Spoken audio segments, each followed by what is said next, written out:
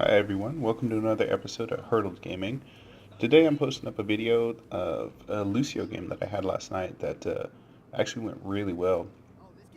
I was just in a random 5-man quick match, and I ended up teaming up with this Sergeant Hammer who um, played pretty well, and I think that it came together well, and it kind of gave me a chance to talk about a little bit of how I play the game and how I enjoy playing characters like Lucio, and also how I like playing characters like Sergeant Hammer.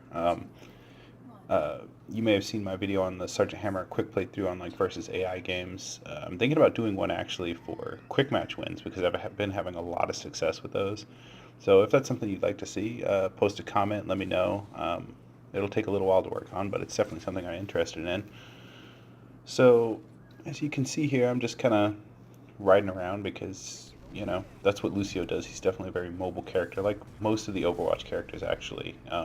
They play like first-person shooter characters, which is a lot of fun if that's what you're into.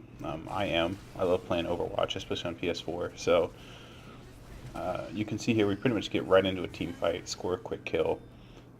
My philosophy with Lucio, both in Overwatch and in Heroes, is that the best way to heal with him is to pretty much prevent as much damage as possible.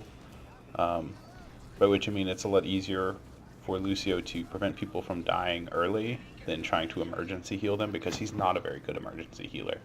He doesn't have a lot of clutch like Rhaegar gets eventually with his ultimate. Really, Lucio is a sustained healer where you want to try and keep everybody above 75% ideally. At least that's how I play. And you may notice here that I didn't use my Q. For some reason, the Nvidia Shadowplay has a bug where if you don't Alt C back into it, it'll mess up your keyboard commands. So that was something fun that I discovered right in the middle of that team fight. Um, Here you can see Murky's trying to push me off the point, and the key thing on this map here is not to surrender that halfway point on the capture point, because you technically still control it until it passes that halfway point, even if it's contested. So if my other team, the other members of my team had managed to get up there and capture that beacon, we'd still be gaining charge. And you'll see later that actually does come up in this match. But really, it's very much just trying to keep people off the point or at least contest it long enough for us to get the capture.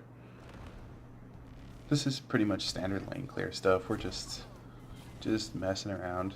And again, I'm trying to keep it from going past that halfway point. Um, as you can kind of see on the minimap, my team's nowhere near capturing it, but you know, the principle remains the same. If they get it even halfway, they're that much closer to getting the full catch. And for some reason, I don't know why this is, it's like a personal blind spot or something, but I always shoot Murky's eggs, his little blowfish things. I don't know, like it doesn't do anything. I can't kill him in time. I just have to do it. So you can see I surrender the point because dying is not going to do me any good. And here's probably one of my worst mistakes in the game. I don't get close enough to keep Hammer alive, but Blaze does stay alive, and that lets us score a quick kill with a new Barak coming down. And now we're just pushing in.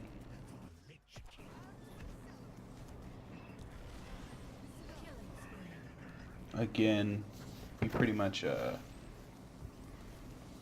just standard lane clear stuff. It's not super exciting at this point. There I go on that stupid blowfish. I don't know what it is. It's like hurdled nip. I just gotta shoot it. I don't know. So if you play against me and you play Murky, there you go. That's a quick, easy vulnerability for you.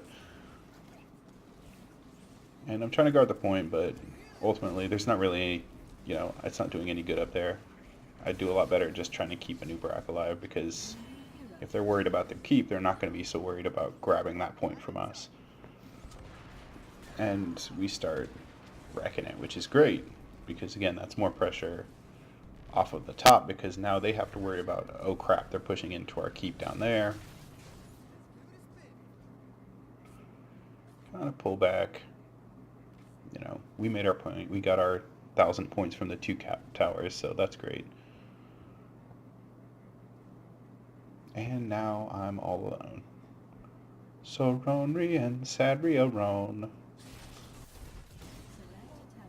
I do this a lot, actually. I jump around the main view and just keep an eye on myself via minimap.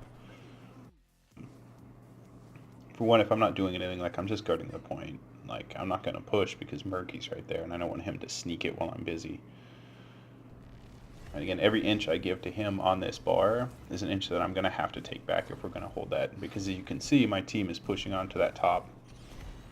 And right here, it's most important that I keep control of that so that we can up our bar. Even though it's contested, we're still getting percentage off of that. And here comes Vala. And Anubarak saves my bacon because he's a great guy for a giant ladybug spider lord. And this is where our first huge push starts. This wasn't a bad team to face against. They just weren't super organized and I think it hurt them. That was their biggest downfall here. And me and Anu were pretty much just going all in. With the Zerg, since they do attack enemy heroes, you really have a lot of cover, I guess you could say. They'll take a lot of heat off of you, and they'll also add a significant amount of damage. So we're pushing them back. And with Lucio, I'll switch pretty frequently between speed boost and healing boost.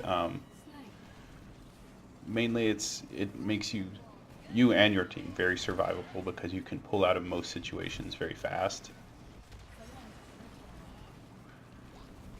Although, as you can see, kind of overcommitted there and almost died. It was actually just they didn't focus him hard enough, and that's why he lived, which is awesome for us, you know. And in the heat of it, I'm trying to get my ultimate. I almost always take a shield. It's just almost too powerful to pass up. I mean, especially if you're team fighting a lot, which I am. You know, we're doing a lot of 2 and 3s. And this is all just pushing on the keep. Again, it's pretty standard, like, gameplay, you know, pushing through here. But this Sergeant Hammer chooses a different ult than I would have chosen. I prefer the Napalm Strike.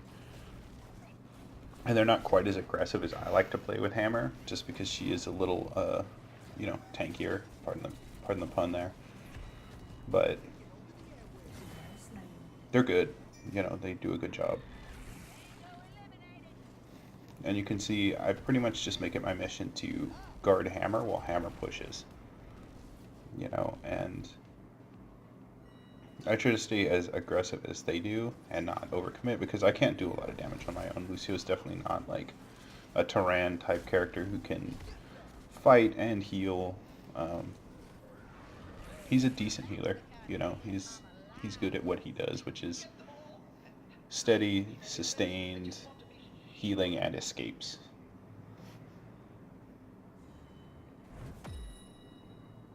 Here come this Vala and this Murky. I mean, they just, the whole match, they just try and dog us, and it just doesn't ever quite work out for them.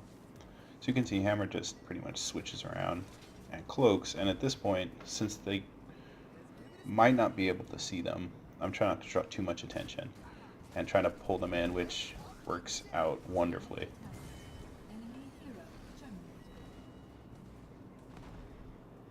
Which is another thing Lucio can do with his speed boost. He can almost dive, I guess you could call it, and lure enemy champions back to an ambush while still giving himself the speed and survivability to get away from that and then turn right around and heal through their damage.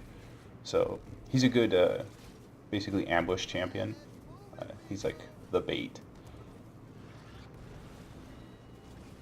And now we've got Zagara back here as well, who's traded with Murky for up top, but the top guys are doing phenomenal on their own. Really, we got this far because of our Zerg push, and it's done us a lot of favors. And this is the beauty of Hammer. You can pretty much just push right through waves.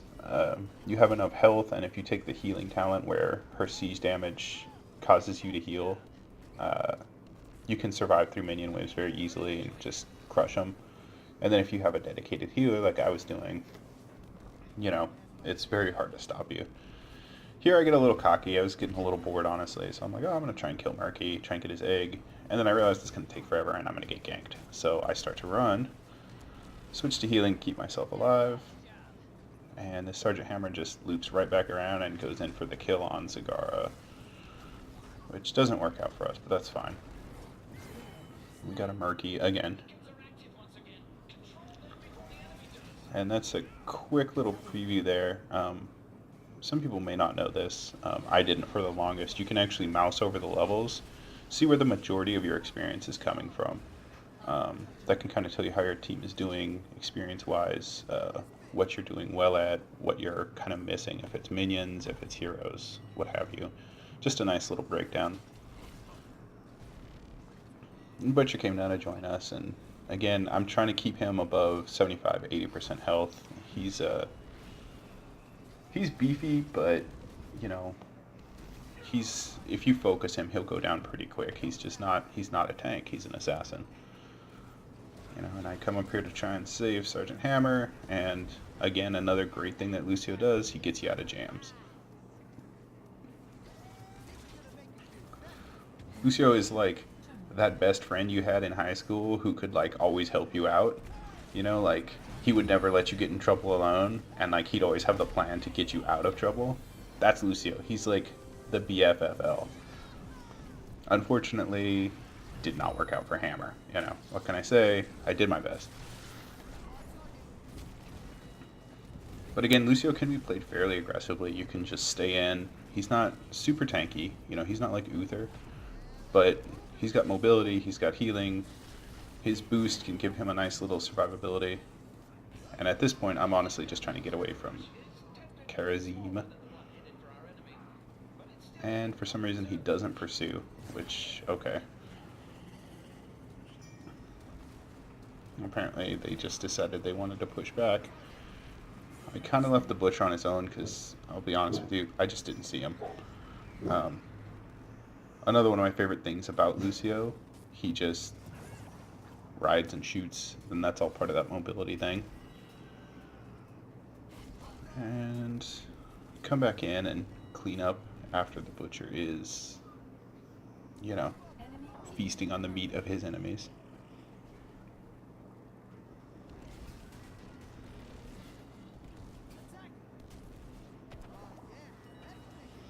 And at this point, our Zerg wave has pushed all the way into their base. We have a boss. You know, it's pretty much over. So, as you can see, just playing Lucio aggressively, not backing off, really kind of gave us the advantage.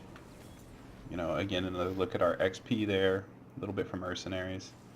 It's all good. And all that hard work paid off because yours truly was MVP. Which my friends will tell you never happens for some reason. Always the bridesmaid, never the bride, right? So, props to my Hammer. They really carried the game. Anyway, that's the end of my video. That's my little short Lucio playthrough. I thought the game went really well. I wanted to share it with you guys. If you liked the video, leave a like, subscribe, and give me a comment. Tell me what you think. Tell me what you would like me to do better, what you enjoyed, or what kind of video you'd like to see next. Anyway, I'm Hurdled. Thank you for joining me tonight, and I'll see you in the Nexus.